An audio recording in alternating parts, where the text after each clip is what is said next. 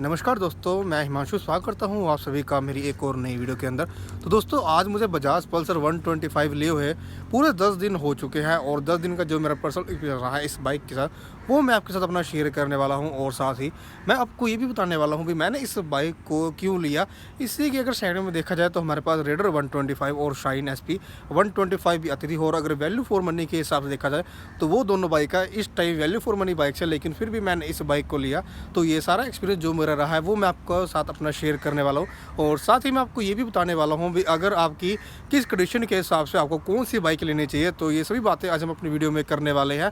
और साथ ही एक चीज़ मैं आपको और बताना चाहता हूँ भी जो हमारे पास ये बाइक है, ये बजाज पल्सर 125 का टॉप मॉडल है। क्योंकि इस मॉडल के अंदर हमें एक तो जो ये साइड के फेंडर्स है और जो नीचे का वो फेंडर है वो देखने को मिल जाता है। और उसके साथ ही मैं आपको पहले इस बाइक का जो ओवरऑल रिव्यू है पहले मैं वो दे देता हूँ। और उसके साथ साथ मैं आपको ये भी बताने वाला हूँ भी हमें इस बाइक के अंदर कौन सी कमी देखने को मिलती है। और साथ ही जो हमारे पास इस टाइम रेडर और SP आती है उसके अंदर हमें कौन से फीचर देखने को मिलते हैं जो कि हमें इस बाइक के अंदर देखने को नहीं मिलते। सबसे पहले अगर बात की जाए इस बाइक के फ्रंट की, तो हमें यहाँ पर इसका काफ़ी बड़ा सा वाइजर देखने को मिल जाता है। और साथ ही हमें इसमें आगे की तरफ हैलोजन लाइट देखने मिलती है। अगर इसी की सेगमेंट में आने वाली दूसरी बाइक के हिसाब से देखा जाए जिसमें कि हमारे पास SP और रेडर आती है, तो उन दोनों बाइकों में हमें जो LED लाइट है वो देखने को मिलती है। और साथ ही नीचे की तरफ हमें इस बाइक में जो कि मगराड है ये हमें प्लास्टिक में देखने को मिलता है। और आगे की तरफ हमें इसमें 17 इंच का टायर देखने को मिलता है। और साथ ही हमें इसमें जो डिस्क ब्रेक मिलती है वो हमें CBS के अंदर देखने को मिलती है। वहीं अगर बात की जाए शाइन और रेडर में, तो रेडर का तो मुझे क्लियर नहीं है थोड़ा सा, लेकिन हमें शाइन के अंदर जो टायर मिलता है वो हमें 18 इंच का देखने को मिलता है। और साथ ही अगर बात की जाए यहाँ साइड की तरफ भी, तो एक चीज़ मैं आपको और बताना चाहता हूँ भी मुझे बाइक लेने से पहले कई सारे लोगों और मैंने कई सारी वीडियो के अंदर एक चीज़ देखी भी, जो पल्सर 125 की बिल्ड क्वालिटी है वो काफ़ी ज़्यादा कम है। तो उसका मैं आपको सीधे तो एक बता देता हूँ। ये देखिए जो इसके फेंडर्स हैं ये किस हिसाब से हिल रहे हैं, और मेरे ख्याल से जो इसके फेंडर्स हैं ये देखिए ये हमें प्लास्टिक के अंदर दिए गए हैं। इस कारण जो इस बाइक की बिल्ड क्वालिटी है वो काफ़ी ज़्यादा कम है। ये देखिए इसका जो हैंडल है ये देखिए, मतलब कि अगर बिल्ड क्वालिटी के हिसाब से देखा जाए ना तो ये बाइक कहीं ना कहीं वहाँ पर जाके मार खाती है। इसकी वजह अगर देखा जाए रेडर और शाइन में, तो रेडर और शाइन की जो बिल्ड क्वालिटी है वो हमें थोड़ी सी ज़्यादा देखने को मिलती है। वहीं अगर बात की जाए इंजन की, तो यार इंजन के भी अंदर भी एक चीज़ मैं आपको बताना चाहता हूँ भी मैंने बाइक लेने से पहले मैंने कई सारी वीडियो देखी रेसिंग के अंदर, जिसके अंदर मैंने देखा भी बजाज पल्सर 125 और रेडर की जो दोनों की टॉप स्पीड हुई, साथ ही पल्सर 125 प्लस शाइन दोनों की जो रेस हुई, तब भी मैंने एक चीज़ देखी भी इस बाइक की जो इनिशियल पिकअप थी वो काफ़ी ज़्यादा कम थी। तो उसका मुझे रीज़न बाद में पता चला भी हमारे पास जो रेडर और शाइन है उन दोनों के अंदर हमें, साथ ही उन बाइकों के अंदर जो हमें कार्बोरेटर है वो देखने को नहीं मिलता। हमें बजाज पल्सर 125 के अंदर कार्बोरेटर देखने को मिलता है। मतलब कि इसका जो कार्बोरेटर है वो इलेक्ट्रॉनिक है, लेकिन फिर भी अगर देखा जाए तो यार एक कार्बोरेटर है और एक FI है।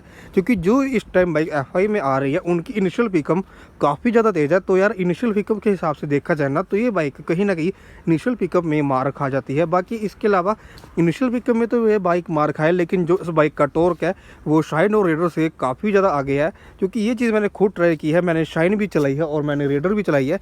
जब हम रेडर के अंदर बड़ा गियर पाके उसको कम स्पीड में उठाते हैं, फिर हम शाइन को बड़ा गियर पाके कम स्पीड में उठाते हैं, तो ये दोनों बाइकें उठ नहीं पाती। ये कहीं ना कहीं दिक्कत देती है, प्रॉब्लम देती है। लेकिन अगर आप इस बाइक को बड़ा गियर पाके उठाते हो तो भाई ये बाइक आसानी से उठ जाएगी। तो इनिशियल पिकअप के मामले में चाहे ये बाइक मार खा रही है, लेकिन अगर देखा जाए टॉर्क के मामले में, तो टॉर्क के मामले में इस बाइक में कोई भी कमी नहीं है। और उसके साथ ही जो इसके नीचे ये फेंडर दिया गया है, मतलब कि आप इसे जो मर्जी नाम दे सकते हो, लेकिन मैं तो इसे फेंडर ही कहता हूँ और मैं इसे स्टार्टिंग से ही फेंडर कह रहा हूँ। तो अगर बात की जाए इस फेंडर की, तो रेडर और शाइन के अंदर हमें ये फेंडर देखने को नहीं मिलता। मतलब कि शाइन के अंदर तो हमें एक्चुअली शायद नहीं मिलता है, क्योंकि अभी तक मैंने जितने भी मॉडल देखे हैं रेडर के अंदर हमें फेंडर देखने मिलता है, लेकिन जो रेडर का फेंडर है वो काफ़ी ज़्यादा छोटा दिया गया है। बाकी अगर बात की जाए इस बाइक के साइड डिज़ाइन की भी और साथ ही पीछे की तरफ भी, तो हमें इस बाइक में जो सीट है वो ड्यूल टोन में देखने को मिलती है, मतलब कि स्प्लिट सीट आप इसे कह सकते हो। और स्प्लिट सीट के मामले में भी हमें स्प्लिट सीट का जो ऑप्शन है वो सिर्फ हमें पल्सर और रेडर में ही देखने को मिलता है। शाइन के अंदर हमें स्प्लिट सीट का मॉडल देखने को नहीं मिलता। और इस कारण सबसे मिलकर मेरा पहला रीज़न तो यही था भी शाइन ना लेने का, भी उसके अंदर हमें स्प्लिट सीट नहीं मिलती थी, क्योंकि मुझे स्प्लिट सीट वाली बाइक ही लेनी थी। और साथ ही हमें यहाँ पीछे की तरफ भी इस बाइक में जो लाइट है वो हमें ये दोनों मतलब बैक लाइट ये हमें एलईडी में देखने मिलती है। इसकी बजाय जो शाइन और रेडर आती है उसमें भी हमें एलईडी में ही देखने मिलती है। लेकिन हमें पीछे की तरफ जो इसका टायर मिलता है वो हमें 17 इंच का मिलता है, और साथ ही पीछे की तरफ जो उसका टायर है वो काफ़ी ज़्यादा वाइड है, जिस कारण इस बाइक की जो रोड ग्रिप है वो काफ़ी अच्छी बनी रहती है। अगर मैं बात करूँ शाइन की, तो शाइन की जो रोड ग्रिप है ना, या फिर मैं कहूँ रोड स्टेबिलिटी है, वो 1% भी नहीं है। ये मैंने कई सारे वीडियो में देखा, मतलब कि कई सारे लोगों से मैंने पूछा, तो सबकी एक ही बात कहने की थी कि भाई इस बाइक की जो माइलेज है ना, मतलब कि इस बाइक की पल्सर 125 की जो माइलेज है वो थोड़ी सी कम है। मतलब कि अप्रोक्स आप मान चलते हो भी आपको ये बाइक सिटी के अंदर 40 से 45 kmpl के बीच माइलेज देगी, और वहीं आपको अगर हाईवे पे इस बाइक को चला रहे हो तो हाईवे पे आपको कम से कम नहीं तो 55 से 50 के बीच आपको आसानी से माइलेज मिल जाएगी। लेकिन चाहे आप इसकी ब्रेक 60 पे मारो, 70 पे मारो, या फिर आप बाजार में मारो, लेकिन आपको जो रोड स्टेबिलिटी मिलने वाली है, साथ ही जो टायर की ग्रिप मिलने वाली है वो काफ़ी अच्छी मिलने वाली है। इसकी वजह अगर बात की जाए शाइन की, तो शाइन की जो रोड ग्रिप है ना वो एकदम ही जीरो है। आप मान के चल सकते हो भी, मैंने एक पर्सन से पूछा तो उसने मुझे पहला चीज़ यही बताई भी अगर आप शाइन को बरसात के टाइम में ब्रेक मारते हो तो वो बाइक 101% फिसल जाएगी। लेकिन मैंने पल्सर को कई बार मतलब कि आज 10 दिन में 2 या 3 दिन तो बारिश पड़ी होगी, और 2 या 3 दिन में जब भी मैंने इसकी ब्रेक मारी तो मुझे कोई भी ऐसी प्रॉब्लम नहीं आई कि मेरी बाइक हल्की फुल्की स्किट कर रही हो या कुछ। तो अगर रोड स्टेबिलिटी के मामले में देखा जाए तो इस बाइक की जो रोड स्टेबिलिटी है वो दूसरी बाइकों से काफ़ी ज़्यादा बेहतर है। पहला रीज़न तो इसका ये भी हो सकता है, या फिर कहूँ मैं दूसरा रीज़न भी, इस बाइक का जो कर्व वेट है वो काफ़ी ज़्यादा है। अगर इस बाइक का मैं वेट की बात करूँ तो इस बाइक का जो वेट है वो 140 जी के बराबर है। वहीं शाइन का जो कर्व वेट है वो मेरे हिसाब से 116 से 120 के बीच है, और साथ ही जो रेडर का कर्व वेट है वो 125 से 124 के आसपास है। तो अगर कर्व वेट के भी हिसाब से देखा जाए तो इस बाइक की जो रोड ग्रिप है और साथ ही उस बाइक की रोड स्टेबिलिटी है वो काफ़ी अच्छी बनी रहती है। और उसके साथ ही अगर बात की जाए इसके मीटर कंसोल की, तो यार यहाँ पर मैं मजाक नहीं, बजाज से एक चीज़ कहना चाहता हूँ। एक चीज़ पहले दिखा दूँ भी, मेरी 10 दिन के अंदर जो मैंने बाइक चलाई है वो मैंने चलाई है 681 किलोमीटर। 681 किलोमीटर के अंदर जो ये मेरी बाइक चली है, आप मान के चल सकते हो भी ये बाइक मेरी 681 में से सिर्फ 81 किलोमीटर ही बाज़ार में चली होगी। बाकी जो 600 किलोमीटर है मैंने इस बाइक को हाईवे पे चलाया है, और इसलिए मैंने इस बाइक को सबसे पहले प्रेफर किया था, क्योंकि हमें शाइन के अंदर तो जो रोड ग्रिप है या को मैं रोड स्टेबिलिटी है वो देखने को 1% भी नहीं मिलती। बाकी अगर बात की जाए रेडर की, तो रेडर की जो रोड ग्रिप है साथ ही जो रोड स्टेबिलिटी है वो थोड़ी सी कम है इसके बजाय। लेकिन इस बाइक की जो रोड स्टेबिलिटी है ना भाई वो काफ़ी ज़्यादा बेहतर है।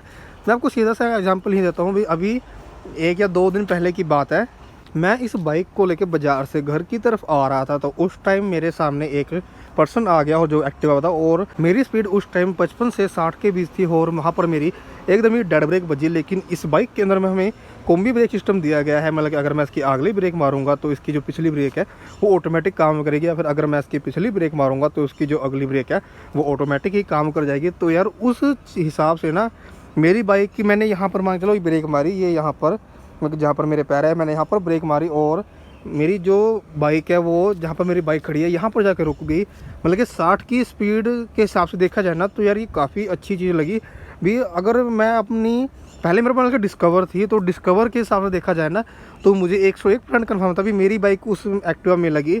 लेकिन इस बाइक की जो रोड स्टेबिलिटी मतलब जो ब्रेकिंग थी वो काफ़ी ज़्यादा बेहतर थी, और मेरी बाइक वहाँ पर जाकर रुक गई। मतलब कि जो फासला रहा था ना बाइक के साथ, वो आप मान के चल सकते हो भी, जो उसकी ये सीट है ना इतना फासला रह गया था, और इतने फासले पर मेरी बाइक जाकर रुक गई। भाई मैं सच में डर गया था, क्योंकि यार एक तो मेरी बाइक उस टाइम न्यू थी, और न्यू बाइक कहीं अगर एक्सीडेंट हो जाए, मान के मान चलो कि अगर एक्सीडेंट होता भी या लगती भी तो कम से कम नहीं तो जो मेरा ये आगे का फ्रंट मगराड है इसको तो डैमेज कुछ ना कुछ होता, और अगर मेरी बाइक गिरती तब यार कुछ ना कुछ डैमेज तो बाइक को होता ही होता। तो मैं काफ़ी डर गया था, लेकिन मेरी बाइक ने वहाँ पर काफ़ी अच्छी तरह से ब्रेकिंग मारी, जिस कारण जो एक्सीडेंट था वो होने से बच गया। इस कारण जो मेरा दिल था वहीं पर इस बाइक ने जीत लिया। बाकी अगर बात किया इसके मीटर कंसोल की, तो यहाँ पर मेरे बजाज से सच में एक चीज़ कहने की है, इसका पहले जो मीटर कंसोल है वो हमें यहाँ पर RPM मीटर देखने मिलता है, और साथ ही इसके LED में हमें यहाँ पर साइड स्टैंड, बैटरी, तो मैं दोबारा बंद कर चाहता हूँ, fuel indicator, side stand, battery, यहाँ पर इसके किलोमीटर, ओडोमीटर, ट्रिप मीटर, और ट्रिप मीटर में मैं ट्रिप A, ट्रिप B, मतलब के पास सिर्फ ये दो ही देखने को मिलते हैं। इसके अलावा हमें इस बाइक में कुछ भी फीचर नहीं दिया गया है मीटर के अंदर। बाकी अगर इस सेगमेंट में देखा जाए दूसरी बाइक है जिसके अंदर हमारे पास रेडर और शाइन आती है, उनके अंदर हमें भर भर के फीचर दिए गए हैं, भर भर के। लेकिन इस बाइक के अंदर कुछ भी फीचर नहीं दिया गया। मतलब कि उसको छोड़ो यार, जो एक टाइम का फीचर होता है ना, मतलब कि हमें अपनी बाइक के अंदर टाइम देखना है, वो चीज़ तक हमें इस बाइक में नहीं दी गई। देखो आपको कहीं पर भी यहाँ पर जो टाइम है वो देखने को नहीं मिलने वाला। तो यार ये चीज़ मुझे काफ़ी ज़्यादा एक चीज़ बेकार लगी कि भाई मेरी जो ये बाइक पड़ी ना, मुझे ऑन रोड 1,09,000 के आसपास की पड़ी है, और 1,09,000 के आसपास भी जो मुझे फीचर है वो एकदम ही कम देखने मिल रहे हैं। बाकी यार देखो, ये बाइक मुझे लेनी थी, अगर मैं सच बताऊं तो मैं शाइन और सिर्फ जो पल्सर थी इनके बीच ही मैं कंपेयर कर रहा था भी मुझे कौन सी लेनी चाहिए। क्योंकि जो रेडर है ना, रेडर की मुझे हर एक चीज़ अच्छी लगी, लेकिन उसकी जो आगे से फ्रंट लाइट है ना वो मुझे अच्छी नहीं लगी। मतलब कि उसका जो डिज़ाइन था वो मुझे काफ़ी ज़्यादा बेकार लगा। इस कारण जो मुझे रेडर थी वो नहीं लेनी थी। बाकी जो शाइन है, शाइन के मामले में आपको एक चीज़ कहना चाहता हूँ भी, अगर आपकी जो राइडिंग है वो ज़्यादातर सिटी के अंदर है और साथ ही आप हाईवे पे कम ही कम जाते हो, तो मैं आपको एक चीज़ कहना चाहता हूँ भी आप किसी की ना सुन के आप शाइन को उठा लीजिए। क्योंकि जो शाइन की माइलेज है ना वो अप्रोक्स आपको सिटी के अंदर 60 से 65 की भी दे देगी, और जो उसकी हाईवे पे माइलेज है वो अप्रोक्स 70 के प्लस ही है। मतलब कि 70-75 आप मान सकते हो।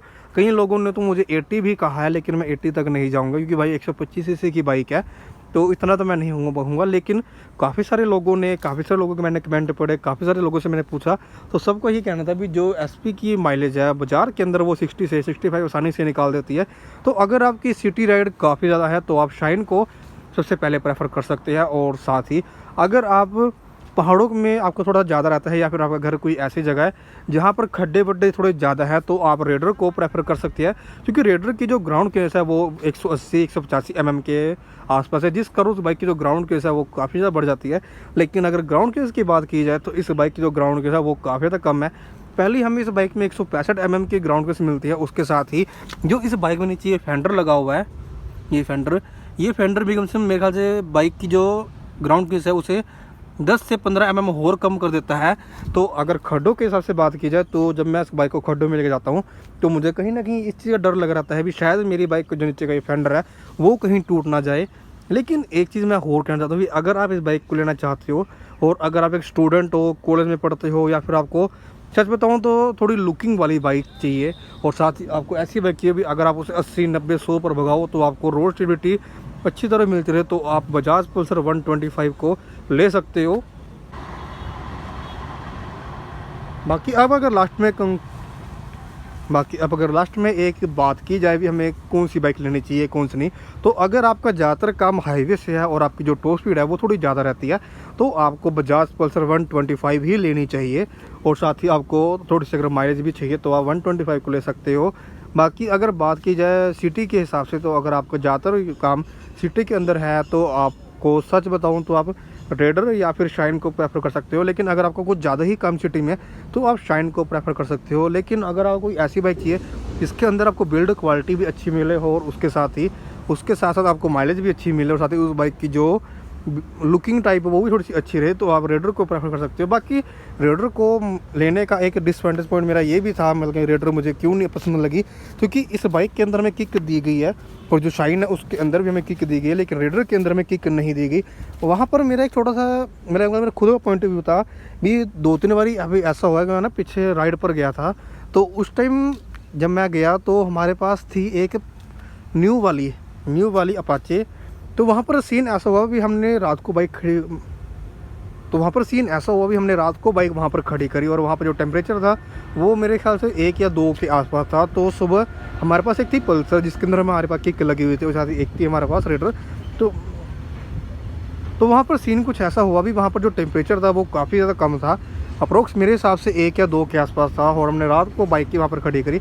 वहाँ पर हमारे पास थी एक तो पल्सर 150 वहाँ पर हमारे पास थी एक पल्सर 150 और साथ ही अपाचे 160। तो वहाँ पर सीन ऐसा हुआ अभी जब हमने रात को बाइकें बंद की और जब हमने सवेरे स्टार्ट की तो दोनों बाइकों के जो सल्फ थे वो काम नहीं करे, क्योंकि वहाँ पर टेम्परेचर थोड़ा सा डाउन था। इसलिए क्योंकि हमने वहाँ और से भी पूछा तो सबने एक बात की, यहाँ पर रात का टेम्परेचर -2-3 चला जाता है तो सल्फ यहाँ पर काम करना थोड़ा सा बंद कर जाती है। लेकिन वहाँ पर एक मेन चीज़ पल्सर को ये मिली भी, पल्सर के अंदर किक लगी हुई थी जिस कारण वो बाइक स्टार्ट होगी। लेकिन भाई जो अपाचे थी, उसे थोड़ा सा वहाँ पर स्ट्रगल करना पड़ा, मतलब मैंने धक्का धुक्का मारा किस तरह उस बाइक को स्टार्ट तो कर लिया। लेकिन वहाँ पर मेरा एक मतलब के दिमाग में मेरी चीज़ आ गई थी कि भाई अब मैं अगर बाइक लूँगा तो मैं किक वाली बाइक ही लूँगा, तो इसलिए मैंने पल्सर को सबसे पहले प्रेफर करा क्योंकि इसके अंदर में किक मिलती है। बाकी फ्रेंड्स अगर बात की जाए इस बाइक की अभी तक की सर्विस की, तो वो मैं आपसे 1 या 2 दिन के बाद कराने जा रहा हूँ, तो उसकी वीडियो में मैं आपको डाल दूँगा।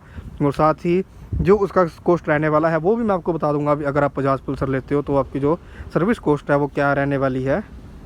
और फ्रेंड्स अगर आपको अभी तक हमारी ये वीडियो अच्छी लगी हो तो इस वीडियो को लाइक कर देना, और साथ ही अगर आपको कुछ भी इंक्वायरी हो तो आप हमें नीचे कमेंट कर देना। बाकी हमारा जो इंस्टाग्राम हैंडल है वो यहाँ पर आ रहा होगा, आप वहाँ पर भी हमें कोई ना कोई सवाल पूछ सकते हो अगर आपके मन में कोई डाउट है। बाकी फ्रेंड्स अगर आपको हमारी वीडियो अच्छी लगी हो तो इस वीडियो को लाइक कर देना, और साथ ही अगर आप हमारे चैनल पर नए हैं तो चैनल को सब्सक्राइब भी कर देना।